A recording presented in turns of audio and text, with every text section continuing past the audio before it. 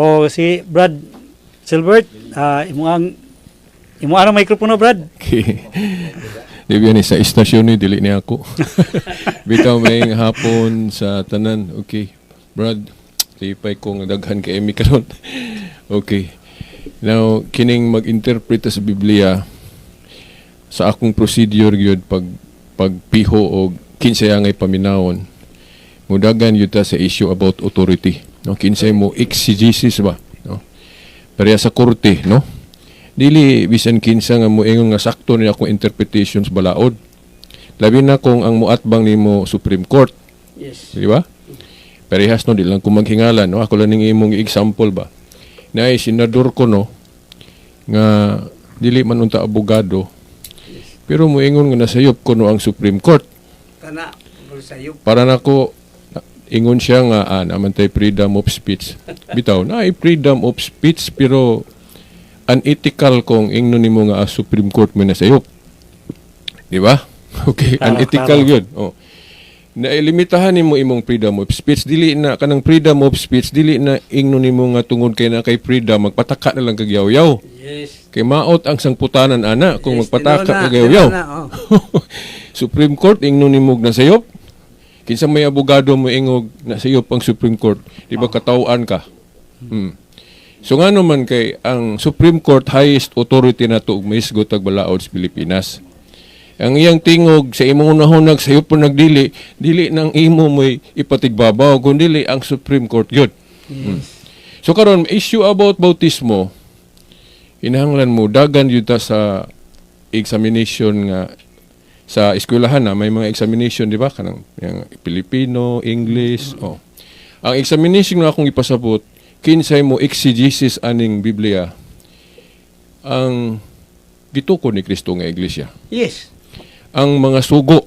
No? Kay una, si Kristo nag-ingon siya, maingon nga ako gipadala sa amahan, ako usab nagpadala kaninyo. Yes. Sa may pasabot ana, maingon nga ako gi-authorize sa amahan, ako usab nag-authorize ninyo akong mga apostol. So atong makita day nga ang gitagaag authority, na po si authority nga mo-authorize. Yes. Pero ni Jesus Christ. Ang iyang mga apostol na authorize man, so ang mga apostol na po'y mo-authorize. Doon ay right sila. Itawag nag-apostolic succession. Ipaagi nag-holy ordination o laying of hands. So kinsa mga relihiyon ron sa history nga ang iyang ordination gikan yun sa mga apostol. Dili po na iglesia ni Cristo Manalo. 1914 na god. Okay. Besilo ako sa uban, mawag hapon. Dili po CCF. Pinili Brad Douglas, pero katong pinili nga nagsugod panahon ni Kristo. Okay. So mao na. So modritso na lang ko, no? Nga Roman Catholic Church mo exegesis sa Biblia. Yes. Na pagbasa na ko sa history, naghiskot og history si Brad Sumilay, sakto man to. Okay. Tinuod ba nga kanang ilang exegesis, mao na exegesis sa mga apostol o sa ilang mga sumusunod sama ni Bishop Ignatius, Bishop Polycarp, Bishop Ireneo, kanang mga early church fathers ba? Tinuod ba nga inana ilang exegesis? Nga kanang immersion sabton ra gyud nagpaagi? Ang immersion sumala sa akong nakita sa history, wala na magpasabot og paagi. Espiritual na nga paglubong. Yes. Bisan pagisabligan ka, gibubuan ka, nalubong ang atong mga kasalanan, kay nalinisan man ta. Mo na klarong exegesis niya. Correct. Nya sa history po, dili kay lubong ra ang paagis pagbunyag. Apil ko ng pagsablig o bubo. Imagine, yun sa pagbunyag si San Pablo, nasulod sa balay, mayroong kakagitusmaw to. Pili po ta kasiguro, no? Kay basig na rin, swimming pool, na baril nga dako. Pero speculation rapod kung moingon ta nga gisabligan to, gibubuan ta kay wa may litra por litra nga nag-ingon nga gibubuan or gisabligan. Wa po'y giingon nga gitusmaw gyud. So tabla ta puro sa speculation. Kung moingon ta gitusmaw or gisabligan or gibubuan. Ang labing nasayod katong tuwa dito. Di ba? Mo nang moingon ang Katoliko, tradisyon. Correct. Tradisyon. Correct. Si Pablo po nagtudlo magtradisyon.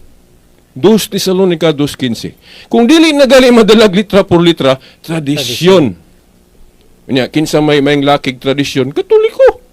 Kay Katoliko may nakakita atong nasulat ug wa na masulat kay saksi man sa atong mga panahona. Yes. Nya, moingon na hinuntag switog tradisyon kini mga pundok nga awahay na natukod. Di ba? No na. Si Pablo gibunyagan, gibautismuhan sulod sa balay ni Ananias. Nahinumdum ko si Iglesia ni Cristo ako na enkwentro ani. Awa man giba ingon da basig nanaog ta ba natog suba. Bastilan na musumpayan na po wala na po si Biblia. Pero dito kasi siguro kay basig sakto po dahil no walang musuwat, no? Oh. Walang sila. Pero for me ang best option tradition. Then ang authority po sa simbahan nga dapat musali kita. Kaysa may Supreme Court o final arbiter aning Biblia, gitawag ng teaching office sa authority sa simbahan og magisterium. Unsa man ang magisterium? Gikan sa pulong Latin nga magister, but pasabot teacher. Og daghan na grupo na hugpong na mo magisterium. Gitibuok ng magisterium og mga apostoles og usa ana katong tinugyanan si Yahweh. Bali mao na Chief Justice. Murag Supreme Court yun ang magisterium. Oh. So, mao na. Kaya sa, patiwas sa ko. Oh, hindi ko man lang Okay. ni Brad So, Edgar. so mao na nga, ang magisterium may silbing final arbiter o Supreme Court. Mao bitaw nga, kung di magpareha si Saint Thomas Aquinas o Agustin, ang mo final say, magisterium. Oh. Kay kanagaling Immaculate Conception ni agi man og supak si Aquinas ana.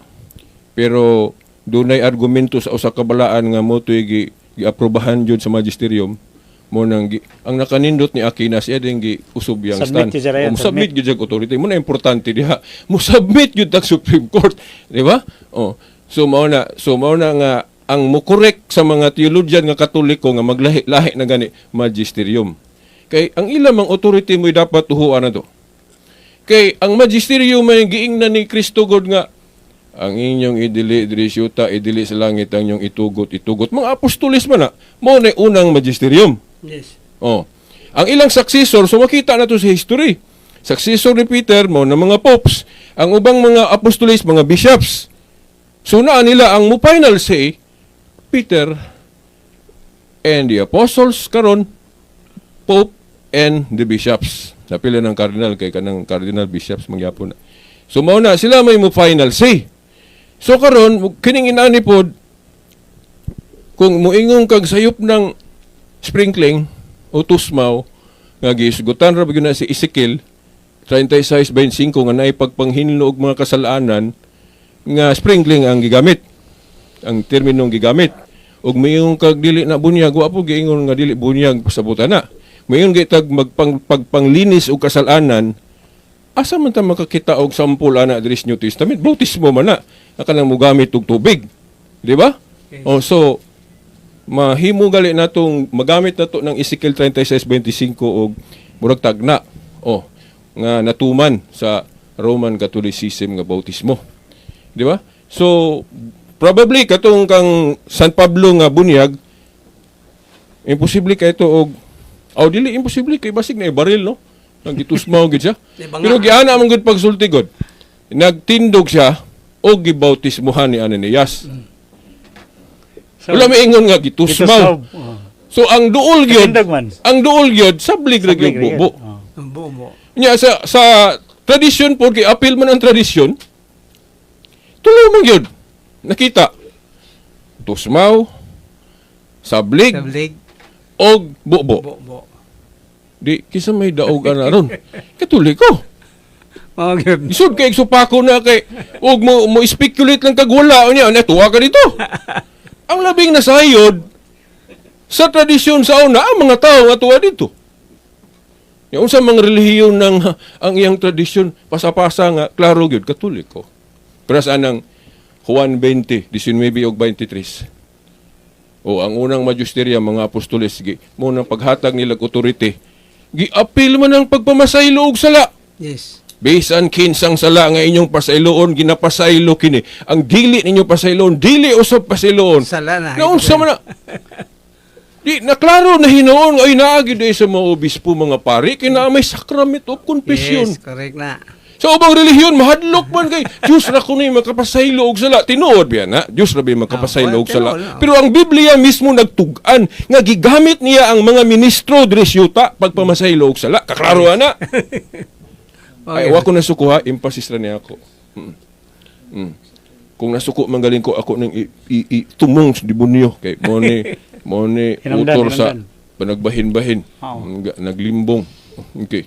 Pero wa ko masuko ni mga kauban diri oy. Ano masuko man ko. Sus, mulansar ko og magsulod ko og politika di kung kadaog. Dili, ang yawa mo akong gikundra ani kay mo hinungdan. moy utok sa panagbahin-bahin. sa pagkabahin-bahin. Limbong ba? Sumaw na nga kinsang exegesis mo'y atong paminaon.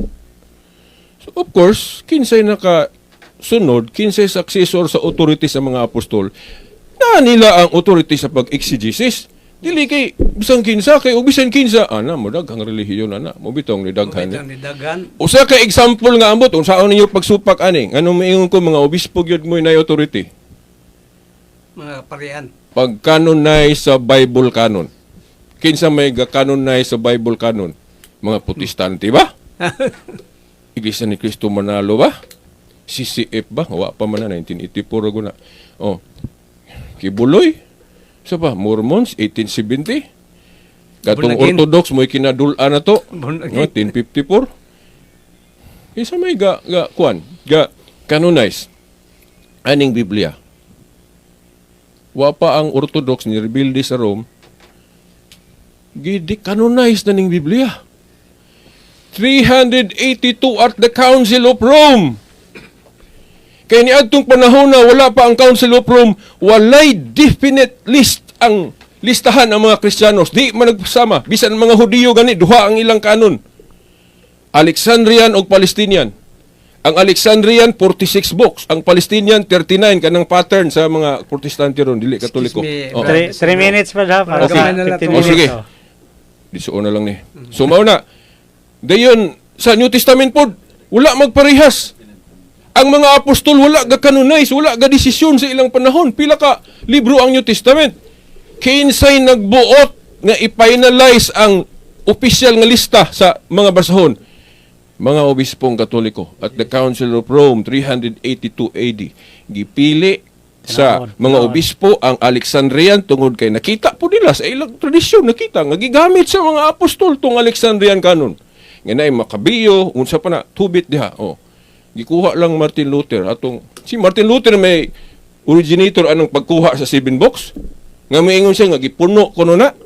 Dili siya may nagkuha kay balumog nganong gikuhaan niya. Kay lupig man siya debate. Magdebate purgatorio, klaro man sa Makabiyo. Nga na prayer for the dead. Unang gusto niyang kuhaon ng Makabiyo. Pero wa siya mulampos kay mga kauban niyang protestante ang musugot. Ang katong sa New Testament day, nisugot ang ubang protestante katong sa Old Testament nga kuhaon tong 7 books.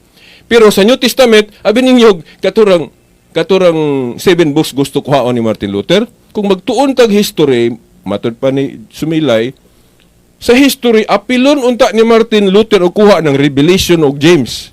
Kay kanang Revelation galisod siya sabot mo ng kay di naman siya motuo sa magisterium, pope ug mga obispo, kuhaon unta niya apil ng Book of Revelation hasta ng Santiago. Kay supak man sa iyang interpretation nga kanang faith Walay alone. territory, faith alone. Munang nalimot ko na bersikulo diha sa Romans nga iyang Excuse me lang, 2 minutes na Oh. Brad. Mga tahan na para ba si Brad Edgar ni So mao na nga pasensya hindot pa unta kayo. Muingon ko nga tungod kay ang mga Catholic bishops mo'y nagcanonize, nagbuot sa Bible canon sa lista, so klaro nga naa sa mga obispo ang authority. So kay naaman nila ang authority, ang mga obispo may mo exegesis nga authoritative aning Biblia. Sige, salamat. Dito ra ko tama. Okay, pangutana ko no si Brad Edgar o Brad, pero una tampadayon sa pangutana ako sang recognize ang atong kuan bagong naabot karon si usa sa mga permanente na tong kahinabi diri usa sa pinakakusgan nato diri si Brad Douglas Arocha. Brad, may hapon na Brad. Oh, Okay, mayong Brad Edgar. may hapon Brad Silbert. Salamat May mga hapon, Director. Kung pangutana, bay ba ni? Kasi di may makumudin no. Sayon lang. Nagisgot man kag tulok ka paagi sa bautismo.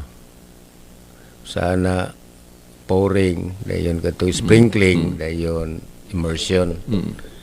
Sa inyong simbahan, unsang paagi gyud ang inyong gigamit? Sa history nakita nako ang binyag Di, sa inyo gyud pagkakaroon. dili pagkakaroon apuring na kay mo may dali. Dili sprinkling. Ang sprinkling panalagsa ako makakita na labi nagdaghan. Pouring gyud, pouring. Oh, kasagaran labi na bata puring may mayo. Oh, mao na. So sprinkling kasagaran kung daghan kanang mag sa wayo na sa mga iglesia kay magpasirit ra kunog. Uy na. Okay, Brad, dayon. i-limit na sa nato sa to question, Brad, kay si Brad ko na to pa pong taga-agchan sa mga istorya po doon sa iyang kitampo. Oo. Brad Douglas. Follow up ko gamay. Di, follow up, Brad. Sige, Brad. Kining nganong wala mo mag-uso og immersion nga pwede man unta. O sa gumagamit ka og science no sa dako na kayo ang simbahan. Elisod. Dili pod lisod. Pwede man anong imposible man sa gahom sa Dios ug sa authority. Anong dili man pwede og sabligan og bubuan lang. Nga kanang galing ang sample ana kanang kung maghugas kag plato, dili man kay tusbaw ra. Ug wa di kay planggana, di pwede naman nagpatuluan nimo, di kakahugas og patuluan nimo. So mao na ba illogical kayo kung kinahanglan pa jud itusmaw. Labi na kung masakiton. Itusmaw nimo na. Brad Silbert. Pero mayon ta lagi og mao na exegesis sa mga early fathers, mga early Christian nga Unsay Greek words bautismo, immersion, pouring. lubong. Pouring. Sabi na ako, immersion imong gusto. Unsay Greek words pouring. Plus na lang na, Brad. Dili, bautismo, ako lang idiretso. Dili lang ta mudagan pag unsa diha. Basta ka nang gigamit nga word baptizo, immerse. Pero ang pasabutan ng immerse diha spiritual. Dili paagi kay kung magiskot og paagi dili kay tusmaw ra. Kung bisag pag isabligan ka, bubuan ka, ituslob ka, na immerse atong mga kasalanan kay nalinis gud gilubong ang atong mga kasalanan. Mo na ibut pasabot diha. Kay kung paagi mo against na po ka sa siyensya ana nga dili kay usara ang paagi kung manglimpyo ka. Sige, Padua anyway. mo tana, Oh. pero Atong Sige, Brad sige, Edgar, mga yung dispensa, Brad, ha, kay atong ipadayon sunod Dagan kuan pa tani. Domingo kay aron matagaan para tong chance kay murag 10 minutos na lang kita nya na pay duha ka buk. Wala na kay istorya atong tagaag chance si kuan Brad Anisito. Brad, unsay imong ikatampo? Salamat kay Brad Silbert sa imong kitampo, Brad Silbert.